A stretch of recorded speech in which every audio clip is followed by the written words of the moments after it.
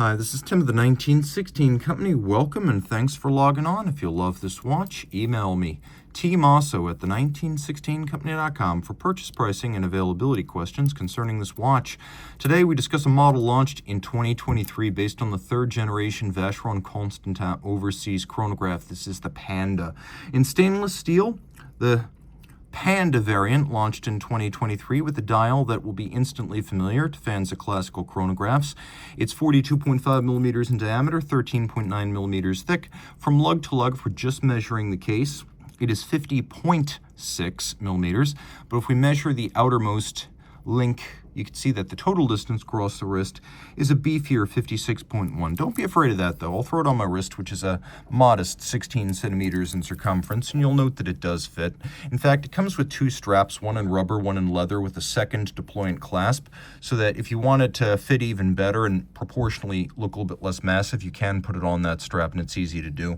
I'll zoom out and give you proportion so you can see my arm in relation to the wrist. I'm not a small person. I don't have small hands.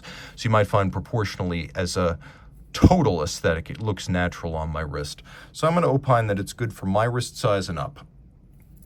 Now, it'll fit under most cuffs, especially jacket sleeves, though it is fairly chunky. And what I've always thought about the Overseas Chrono is that, at least in its second and third generations, but particularly in its third, this feels more like Vacheron's rival to the Royal Oak Offshore. This doesn't feel like a Royal Oak chronograph. This feels like a Royal Oak Offshore chronograph in terms of its size and fit and aesthetic, and that is sort of borne out by some of the durabilities, including 150-meter water resistance, which is more than an offshore and 3 times a Royal Oak chronograph, plus it has a soft iron ring around the movement that gives it 25,000 ampere per meter anti-magnetic resistance. Also important to note, this bracelet is just chock-a-block with features, and it really is stacked. You've got a quick release system, so you can very easily fit those accessory straps that I mentioned. You can also see how intricately finished each individual link is. They must have spent a ton of time on this bracelet in total. Deeply impressive. It becomes more so when you realize that on both sides,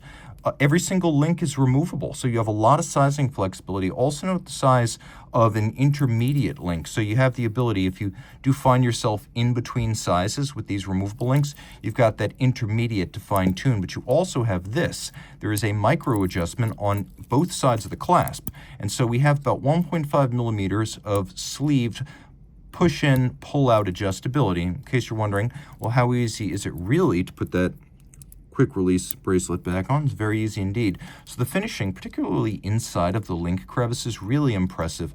We have a double folding clasp. This is the only piece here that feels like a purchased part. You can see it has a manufacturer's logo on it, but when it's closed, you don't actually see it. Maltese cross exterior, the symbol of the brand. Notice that it's a motif that repeats down the center of the links. You'll also find it on the inside of the clasp, as well as on the crown. It is also echoed in the design of the bezel, and you will find it on the case back as well. In fact, you will find it on the case back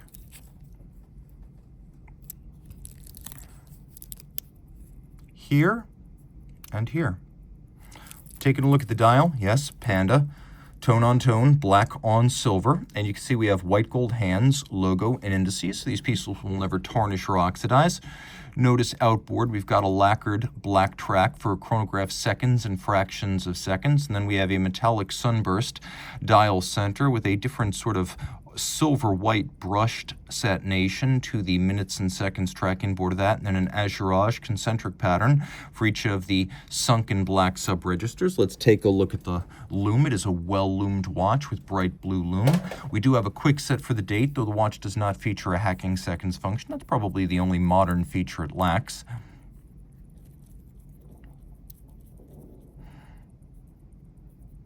Now, as I often note on particularly well-tuned movements, there's very little dead angle. As you move the crown, the hands jump almost instantly. Screw that back down now. We have a chronograph that has a sharp column wheel for very crisp actuation.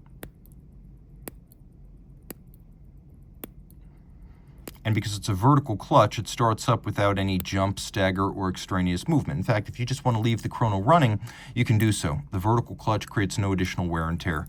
Now, of course, prior to the third generation Overseas, which debuted as a collection in 2016, There was never a display case back on the Overseas series. They were watches, if only I had more fingernail here. No, it's not necessary.